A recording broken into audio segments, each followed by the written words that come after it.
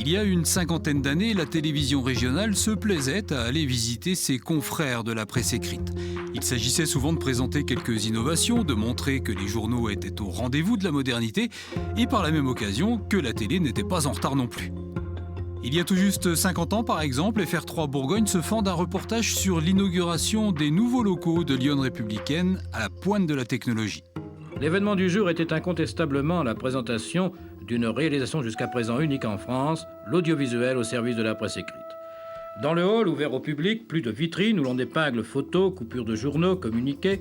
Tout désormais se fait par projection directe sur grand écran et les visiteurs pouvaient s'en rendre compte lors de l'inauguration retransmise instantanément.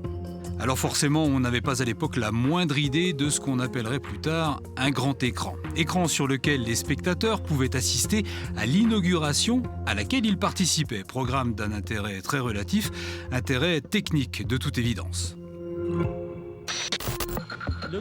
À l'époque, pas encore de grande révolution technique au Courrier de Saône-et-Loire, le reportage tourné ici en 1972 aura tout le mérite de nous permettre aujourd'hui de voir comment travaillait la presse écrite il y a un demi-siècle sur des machines qu'on dirait tout droit sorties de l'imaginaire torturé d'un Franz Kafka.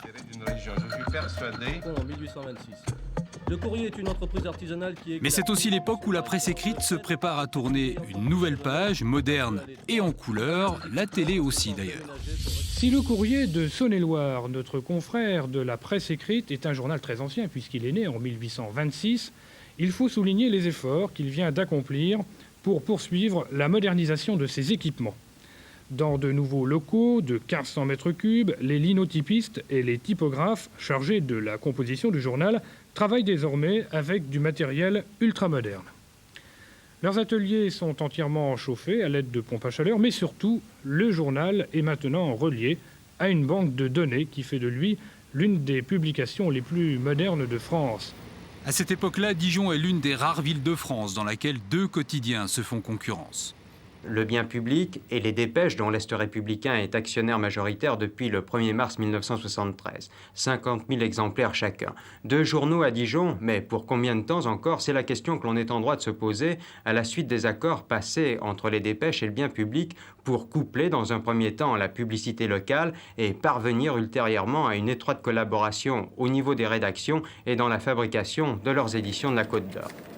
Ce sont en 1974 les prémices d'une fusion des deux titres qui interviendra presque 20 ans plus tard. L'actualité de Côte d'Or ne sera d'ailleurs pas la seule de la région à défrayer la chronique de deux journaux. Celle de la Nièvre se partagera aussi longtemps entre deux titres régionaux. La Nièvre libre, un nom de baptême pour 15 jours. 27 septembre 44, rebaptême, le journal du Centre est né. En 1966, la montagne franchit la Loire, c'est possible, et vient concurrencer le journal du Centre qui tombe en 1970 dans l'escarcelle du groupe La Montagne. Mais rachat ne rime pas avec fusion, les deux journaux restent en place, 42 000 exemplaires pour le journal du Centre, 7 000 pour La Montagne.